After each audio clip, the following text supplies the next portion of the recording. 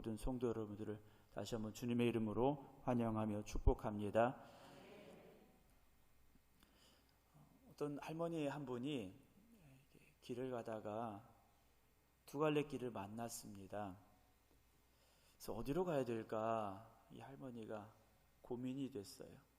그래, 하나님 앞에 기도하자. 그리고 이 할머니가 거기 서서 하나님 앞에 기도했습니다. 하나님께서 저의 길을 인도해 주시리라 믿습니다.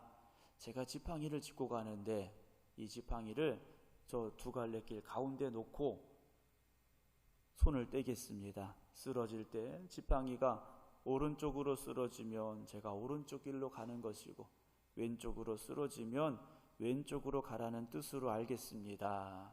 그리고 이 할머니가 기도를 마치고 지팡이를 잡았던 손을 뗐습니다. 이 지팡이가 오른쪽으로 떡 쓰러지는 겁니다. 자, 그럼 어디로 가야 될까요?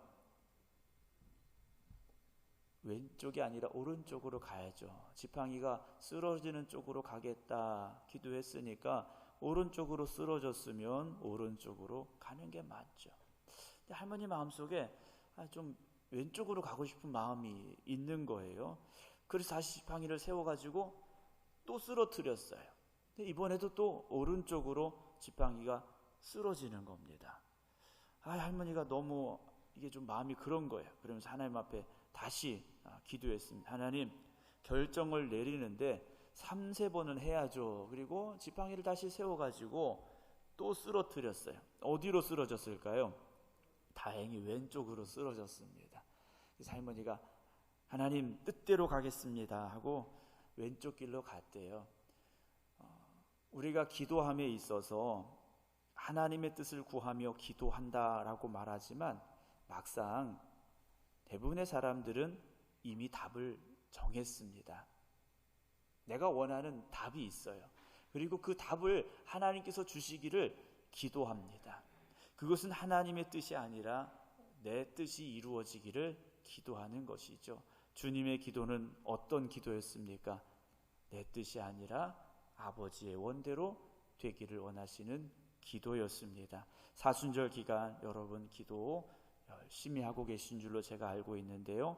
내 뜻을 구하는 기도가 아니라 하나님의 뜻을 구하는 기도가 될 수 있기를 주님의 이름으로 축원합니다. 오늘 우리가 순단 장학 주일로 하나님 앞에 주일원금을 드렸습니다.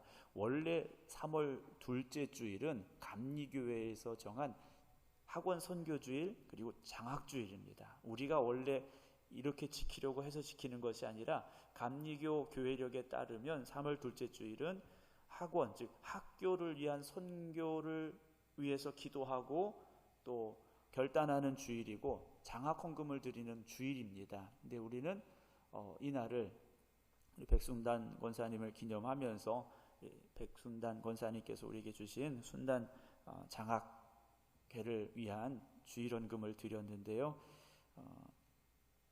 교회의 어떤 전통이라는 것, 우리가 이런 전통이 있어.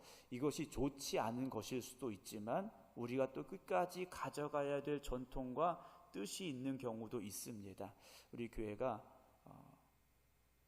이 지역에 또 그 장학 기금이 필요한 그곳에 우리 백순단 권사님의 뜻과 또 우리 교회 성도들의 사랑을 담아서 전하고 또 베푼다면 그들도 하나님의 사랑과 은혜 가운데서 그 뜻을 이어가는 그런 사람들이 되리라 기대를 합니다. 오늘 드려진 예물은 주일원금 예물은 우리 장학기금으로 사용을 하도록 하겠습니다. 그리고 앞으로도 기도하실 때 장학회를 위해서 기도해 주시고 또 뜻이 있으신 분들은 장학기금으로 헌금을 해주시면 계속해서 장학기금으로 이렇게 적립을 해서 사용을 하도록 하겠습니다. 오늘 비가 제법 많이 내렸습니다. 새벽에 교회를 오는데 비가 많이 내리더라고요. 비가 오면 사실 길 한가운데 서서는 비를 피할 수가 없죠. 어디 처마에라도 들어가야만, 아니면 우산이라도 펴야만 비를 피할 수가 있게 됩니다. 그런데 요즘 뉴스를 보면 러시아와 우크라이나가 서로 전쟁을 하고 있습니다. 러시아가 침공을 해서 우크라이나의 많은 사람들이 고통 가운데 있게 되고 또 죽임을 당한 이들도 소식을 우리가 듣게 됩니다. 또 우리나라에도 계속된 산불 때문에 사람들이 고통당하고 있는 모습을 보게 되고요. 그리고 코로나가 계속되고 있지 않습니까? 이런저런 이유로 우리는 이 고통의 바다 한가운데 살고 있다라는 그런 생각이 들게 됩니다. 예수 믿는 사람이라고 해서 고난이 없는 건 아닙니다. 예수 믿는다고 해서 모든 문제가 우리에게서 순식간에 다 사라지는 것도 아닙니다. 믿는 이들 가운데 세상의 사람들보다 어찌 보면 더 큰 고통과 아픔을 가지고 있는 사람들도 많이 있더라는 거죠. 여기 계신 분들 가운데도 그런 아픔이 있고 슬픔이 있고 고통이 있는 분들이 계실 겁니다. 제가 신방을 아직 다 하지는 못했지만 그런 분들이 계신 것 같아요. 우리의 인생은 사실 그 고난을 떼놓고서 말할 수는 없습니다. 누구나가 다 크던 작던 고난이 있기 때문이라는 것이죠.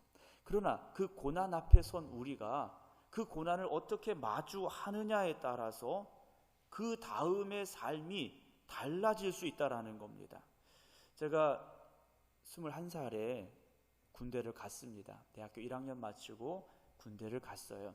지원해가지고 군대를 갔는데 지금은 없어진 의정부에 있는 306 보충대로 제가 갔습니다.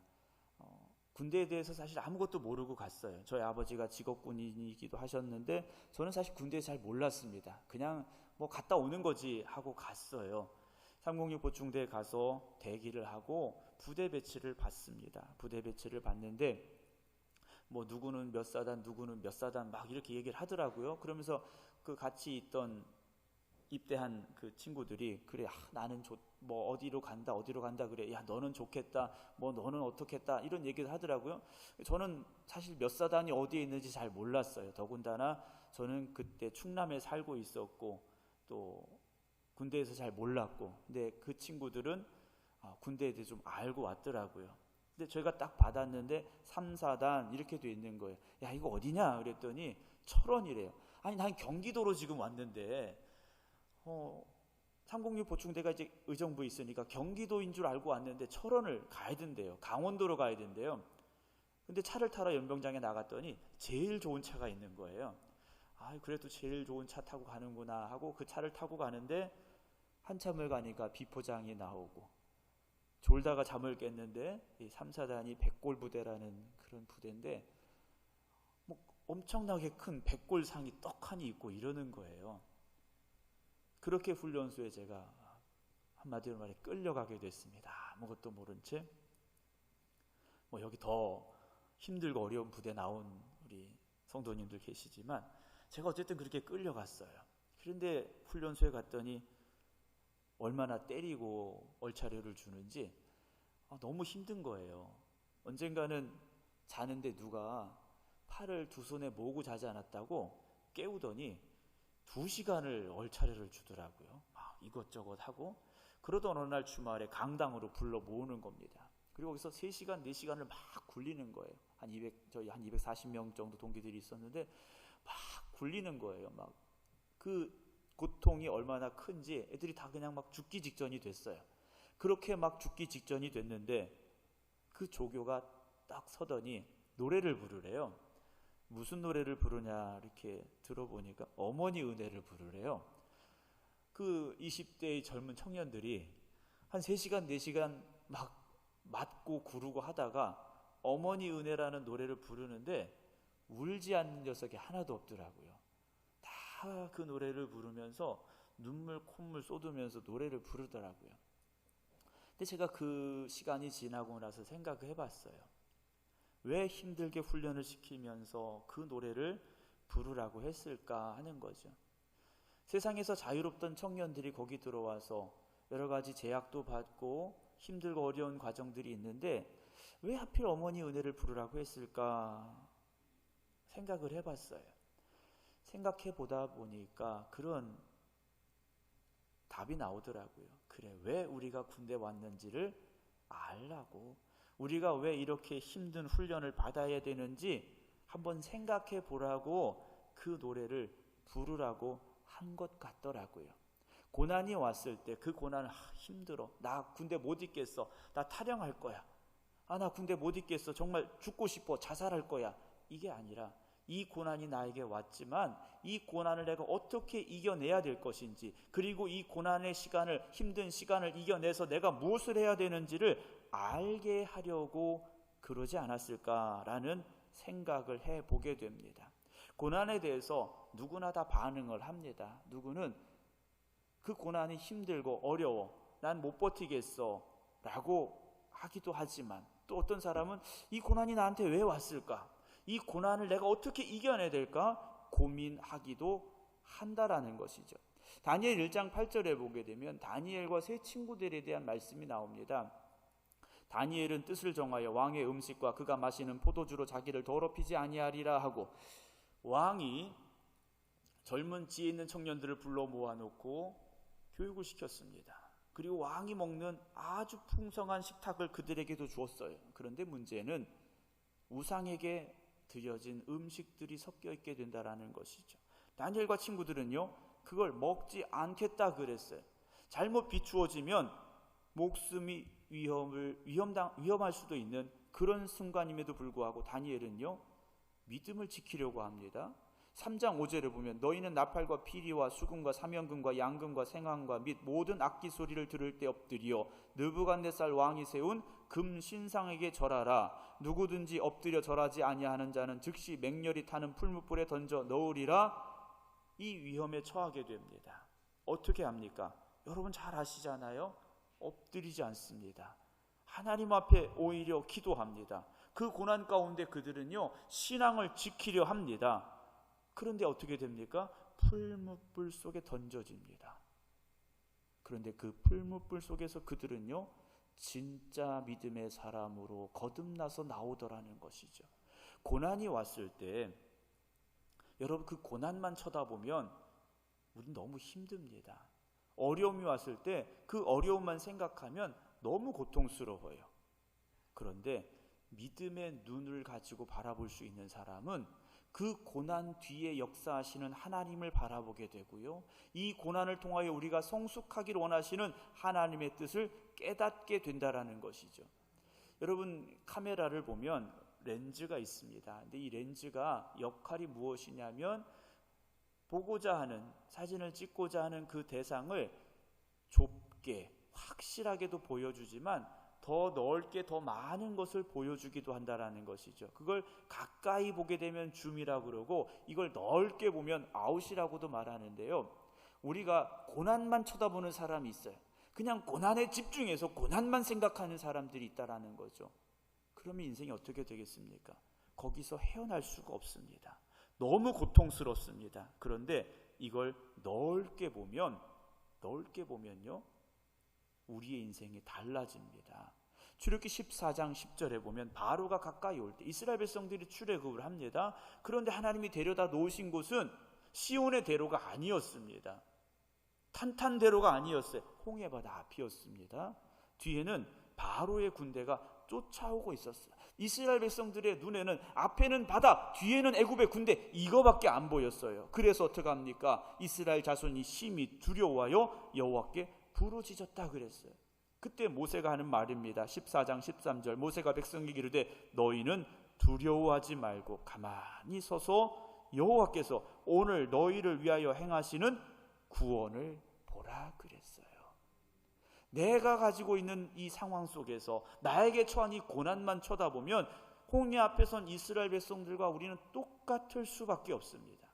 하지만 모세가 말하는 것처럼 우리가 믿음의 눈을 가지고 하나님을 바라본다면 하나님께서 우리를 위하여 행하시는 구원의 역사를 바라보는 눈이 될 수 있다라는 것이죠.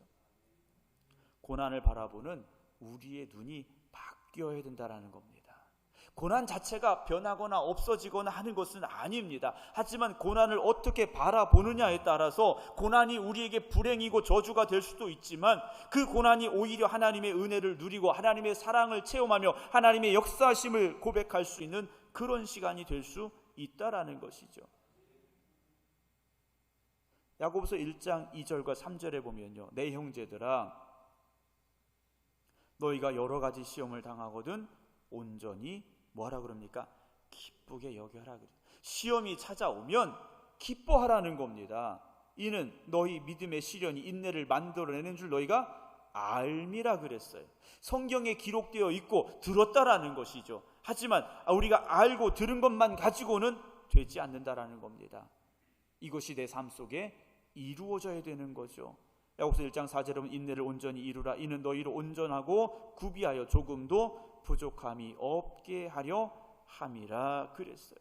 사랑하는 성도 여러분, 고난을 겪어가면서 우리가 신앙이 더 성숙해질 수 있고 우리의 신앙이 더 굳건해질 수 있는데, 고난 앞에서 고난만 쳐다보면, 문제 앞에서 문제만 쳐다보면, 아픔 앞에서 아픔만 생각하다 보면 우리는 영적으로 더 약해질 수밖에 없다라는 것이죠. 시편 119편 71절에 보면요, 고난당한 것이 내게 유익이라 그랬어요. 이로 말미암아 내가 주의 율례들을, 하나님의 말씀들을 어떻게 됐습니까? 배우게 됐다라는 거죠. 고난을 통해서 하나님의 말씀을 우리가 직접 체험하고 배우게 됐다라는 겁니다. 여러분, 성경을 읽고 설교를 듣고 간증을 들으시죠? 이건 우리가 그냥 배우는 거예요. 그냥 듣는 거예요. 하지만 내 삶 속에서 그것이 체험이 되어지면 전혀 다르게 보여지기 시작한다라는 거죠. 시편 119편 67절에 고난당하기 전은 내가 그릇 행하였더니 이제는 주의 말씀을 지킵니다 라고 고백합니다. 고난을 통과하지 않았더라면 우리는 새로워지지 않았을 것이고 말씀과 벗어난 삶을 살아갔을 것이다 라는 겁니다. 사랑하는 성도 여러분, 하나님께서는요 여러분들을 사랑하십니다. 그런데 왜 우리의 고난을 없애주시지 않는가? 왜 우리의 아픔을 없애주시지 않는가? 왜 하나님은 인내하라고 말씀하시는가 하는 거죠. 없애주시면 좋을 텐데, 동해 산불이 계속되고 있었는데 비를 좀 일찍 내려주셨으면 얼마나 좋았을까? 우리는 생각을 합니다. 근데 하나님은요 그렇게 하지 않으셨다라는 거예요. 왜 우리가 고난당할 때, 왜 우리가 아파할 때, 왜 우리가 슬퍼할 때 하나님은 즉시 우리를 위해서 어떤 변화를 주시지 않았는가 하는 것이죠. 오늘 1절 말씀 봅니다. 그러므로 우리가 믿음으로 의롭다 하심을 받았으니 우리 주 예수 그리스도로 말미암아 하나님과 어떻게 됩니까? 화평을 누려야 돼요. 하나님과 우리의 관계가 이런 관계가 되어져야 된다라는 것이죠. 어떻게 되는 겁니까? 누구 때문에 되는 겁니까? 예수 그리스도로 말미암아 되는 거죠. 아담과 하와 이후로 우리는 하나님과 거리가 멀어졌습니다. 에덴 동산에서 쫓겨났습니다. 그런데 예수 그리스도께서 이 땅에 오시어서 우리의 죄를 대신 감당하심으로 말미암아 우리가 하나님과 화평할 수 있는 길을 열어주셨죠. 2절, 그로 말미암아 우리가 믿음으로 서 있는 이 은혜에 들어감을 얻었다 그랬어요. 예수 그리스도께 나의 구주가 되심을 믿음으로 말미암아 하나님이 허락하시는 그 은혜의 자리에 들어갈 수 있는 우리가 됐다라는 거죠. 그럼 거기서 끝나면 얼마나 좋을까요? 3절에 바울은 말합니다. 이뿐 아니라 우리가 무엇을 만납니까? 환난을 만날 수도 있다라는 거죠. 그런데 그 은혜를 고백할 수 있는 사람은, 하나님의 은혜의 자리에 거한 사람은 환난을 만나도 즐거워한다라는 거죠. 왜냐? 환난은 인내를, 인내는 연단을, 연단은 무엇을 이루기 때문입니까? 소망을 이루기 때문이라는 거죠. 믿음의 사람은 소망의 사람이라는 겁니다. 그래서 절망하지 않는다라는 거죠. 고린도전서 10장 13절 봅니다. 사람이 감당할 시험 밖에는 너희가 당한 것이 없나니 오직 하나님은 미쁘사 너희가 감당하지 못할 시험 당함을 허락하지 아니하시고 시험 당할 쯤에 또한 피할 길을 내사 너희로 능히 어떻게 하십니까? 감당하게 하신다 그랬어요. 감당하게 하신다라는 거죠. 욥기 42장에 보게 되면요, 욥이 그 고난의 시간을 겪고 난 뒤에 이런 고백을 합니다. 내가 주께 대하여 귀로 듣기만 하였사오나 이제는 눈으로 주를 봅니다 라고 말해요. 내가 지금까지는 듣기만 했는데, 머리로만 알았는데 이제는 내가 진짜 주님 만났습니다 라고 고백하죠. 어떻게 만났습니까? 고난의 시간을 겪어가면서 하나님을 만나게 됐다라는 거죠. 그래서 힘들고 어려운 과정들을 믿음으로 이기고 나오신 분들과 대화를 나누다 보면요, 영적인 깊이가 남다르다라는 것을 느끼게 됩니다. 목사인 제가 부끄러울 수도 있는 상황들을 보게 돼요. 우리 집사님은, 우리 권사님은, 우리 장로님은 그 고난 가운데도 하나님 의지하면서 그렇게 이기고 나오셨구나, 어떻게 그럴 수 있을까라는 저의 부끄러운 모습을 보게 될 때도 있어요. 왜 그렇습니까? 그분들은 그 고난을 통해서 하나님의 사랑을 깨달았고 만났더라는 거예요. 그 사랑을 만났기 때문에 그런 영적인 깊이가 있고 영적인 성숙함이 있게 됐더라는 거죠. 사랑하는 성도 여러분, 배고파 보지 않은 사람은 밥 한 그릇의 소중함을 알지 못합니다. 그러나 배가 고파 본 사람은 그 밥 한 그릇이 얼마나 소중한지를 알아요.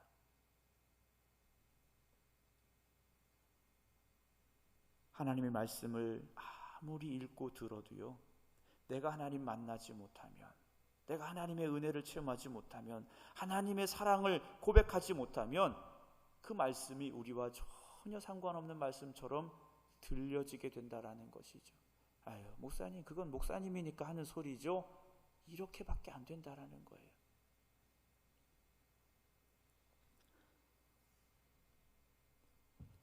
사도행전 16장 22절, 24절 보면요, 23절, 24절 보면 바울이 빌립보에 가서 복음 전하다가 억울하게 매를 맞고 감옥에 갇히게 됩니다. 매도 맞고 감옥에 갇히고 얼마나 힘듭니까? 그런데 16장 25절 보면 한밤중에 바울과 실라가 뭐 했습니까? 기도하고 하나님을 찬송했다 그랬어요. 억울하고 답답하고 속상할 수 있는데 바울과 실라는 그 감옥에서 기도하고 찬송했다라는 거죠. 어떻게 그럴 수 있습니까? 어떻게 그렇게 찬송하고 기도할 수 있느냐라는 거죠. 하나님의 은혜를 체험한 사람들이기 때문에, 어떤 고난 가운데도 하나님이 지금 여기 나와 함께 하심을 고백할 수 있는 신앙이 있었기 때문에 그 어두운 감옥에서도, 매를 맞고 고통 가운데 있는 그 차가운 감옥에서도 그들은 기도하고 찬송했더라는 것이죠. 여러분, 여러분들의 현실이 어떻습니까? 여러분들의 상황이 어떻습니까? 여러분들의 삶이 어떻습니까? 여러분들의 육신의 상태가 어떻습니까? 좋지 않을 수 있어요. 어렵고 힘들고 고통스러울 수 있습니다. 그래서 우리는 그렇게 생각해요. 하나님은 나를 사랑하시지 않는가 봐, 하나님은 나와 함께 하시지 않는가 봐, 우리가 그런 의심을 하게 되더라는 거죠. 그렇지 않습니다. 우리가 고난당할 때, 우리가 아파할 때, 우리가 눈물을 흘릴 때 하나님이 지금 여기 나와 함께 하신다라는 거죠. 오늘 5절 말씀 보면 소망이 우리를 부끄럽게 하지 않는다 그랬어요. 하나님을 향한 우리의 믿음과 그 기대를 하나님은요 부끄럽게 하지 않는다 하십니다. 6절, 우리가 아직 연약할 때 기약대로 그리스도께서 경건하지 않은 자를 위하여 이미 죽으셨다라는 거죠. 2000년 전에 우리를 위하여 주님께서 십자가에 달려 죽으셨다라는 겁니다. 7절 넘기고 8절 보겠습니다. 우리가 아직 죄인 되었을 때 그리스도께서 우리를 위하여 죽으심으로 하나님께서 우리에 대한 자기의 사랑을 이미 뭐 하셨습니까? 확증하셨어요. 확증하셨습니다.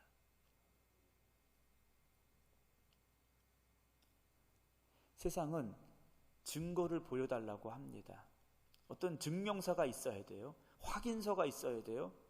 그런데 하나님의 사랑, 우리가 어떤 증명서를 가지고 알 수 있습니까? 어떤 각서를 가지고 알 수 있습니까? 십자가를 통해서 우리가 알게 되고 깨닫게 된다라는 것이죠. 사순절 기간을 보내고 있습니다.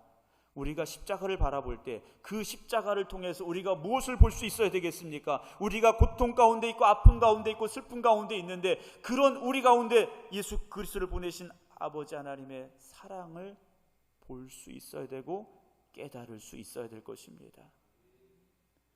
어떤 분들을 보면 참 멋지게 신앙생활하세요.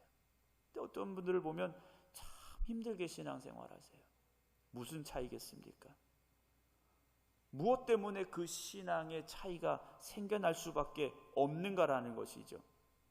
고난이 왔을 때 십자가를 통하여 하나님을 만난 사람은 달라집니다. 그 사람은요, 어떤 위험과 어떤 고난과 어떤 아픔과 어떤 슬픔이 올지라도 절망하거나 두려워하거나 좌절하지 않는다라는 것이죠. 사랑하는 성도 여러분, 믿음으로 고난의 시간을 이겨나가기 바랍니다. 우리가 믿음으로 그 고난의 시간을 이겨낼 수 있어야 된다라는 것이죠. 시집간 딸이 하나 있었습니다. 사는 게 너무 힘들어서 친정에 왔어요. 친정에 와서 친정엄마한테 불평합니다. 엄마, 나 사는 게 너무 힘들어요. 산 넘어 또 산이에요. 왜 이렇게 힘들죠? 그랬습니다. 그때 그 친정엄마가 딸을 데리고 주방으로 갔어요.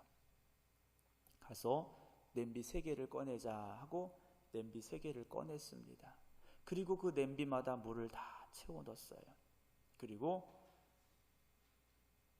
가스레인지 위에 올려놓고 불을 켰습니다. 3개의 냄비가 물이 끓기 시작합니다. 그때 친정엄마가 첫 번째 냄비에는 당근을 넣었어요. 두 번째 냄비에는 계란을 넣었습니다. 세 번째 냄비에는 커피가루를 넣었어요. 냄비가 다 펄펄펄 끓습니다. 얼마 시간이 지난 후에 가스레인지 위에 있던 냄비를 다 내려놓았습니다. 그리고 그 속에 들었던 것을 꺼내놓기 시작합니다.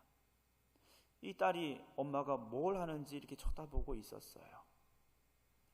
그때 친정엄마가 딸을 보면서 이렇게 말하는 겁니다. 사랑하는 내 딸,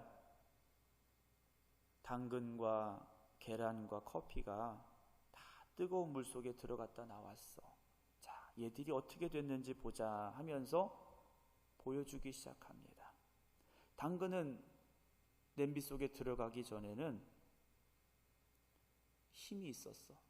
딱딱했어. 그런데 뜨거운 물 속에 들어갔다 나오니까 말랑말랑해지고 약해졌구나 그랬어요. 계란은 어떻게 됐니? 계란은 밖에 있을 때는 건드리면 깨질 수밖에 없었는데 뜨거운 물 속에서는 그 껍질이 오히려 더 단단해졌구나 그랬어요. 커피는 어떻게 됐을까 봅니다. 커피는 사라져 버렸지만 그 물 자체가 커피 물로 바뀌었구나 딸에게 말했습니다. 살다 보면 누구나 고난의 시간을 만날 때가 있단다 그랬어요. 그러면서 너는 당근과 계란과 커피가루 중에 어떤 것이 되고 싶니? 물었답니다. 사랑하는 성도 여러분, 우리는 이 고난의 시간을 어떻게 이겨나가느냐, 어떻게 보내느냐에 따라서 우리의 인생이 달라질 수 있다는 것이죠. 시 하나 여러분들에게 읽어드리고 말씀 마치겠습니다. 일본의 시인인 호시노라는 사람이 있었는데 이 사람은 하반신이 마비된 사람이었다고 합니다. 이 사람이 이런 시를 썼습니다. 바람은 보이지 않지만 나무에 불면 녹색의 바람이 되고 꽃에 불면 꽃바람이 된다. 방금 나를 지나간 바람은 어떤 바람이 됐을까라는 시를 썼다고 합니다. 똑같은 바람인데 나무를 지나가는 바람은 녹색의 바람이 되고 꽃을 스치고 지나간 바람은 꽃바람이 된다는데 지금 나를 스치고 간 이 바람은 어떤 바람이겠는가 물었다라는 것이죠. 사랑하는 성도 여러분, 우리가 세상을 살아가면서 누구나 다 어려움과 고통의 시간을 만나게 됩니다. 그러나 그 고난의 시간에 예수 그리스도의 십자가를 바라보면서 하나님의 사랑을 깨닫는 사람은 영적으로 위대한 사람이 될 수 있지만, 계속해서 불평하고 원망만 하는 사람은 그렇지 않을 수밖에 없습니다. 사랑하는 성도 여러분, 환난 중에도 즐거워한다? 앞뒤가 안 맞는 말이죠. 그런데 성경은 우리에게 분명히 그렇게 말씀해 주고 있습니다. 왜 우리가 환난 중에도 즐거워할 수 있습니까? 우리를 향하신 하나님의 사랑 때문입니다. 힘들고 어려운 삶을 살아가신다 할지라도 하나님은 나를 사랑하십니다. 그 십자가를 통해서 하나님의 사랑을 나에게 증명해 주셨습니다. 지금 내 눈에 보이지 아니하고 내가 하나님 바라볼 수 없는 것 같을지라도 하나님은 지금 여기 나와 함께 하십니다. 그 하나님이 나에게 힘이 되십니다. 믿음으로 나아갈 수 있는 여러분들이 되시기 바랍니다. 그래서 여러분들을 스쳐간 그 시간의 아픔과 고통이 세상의 사람들과 같은 아픔과 고통이 아니라 아름다운 믿음의 열매들로 변화될 수 있기를, 그래서 하나님의 자녀들로서 이 땅에 승리하는 삶이 되기를 주님의 이름으로 축원합니다. 기도하겠습니다.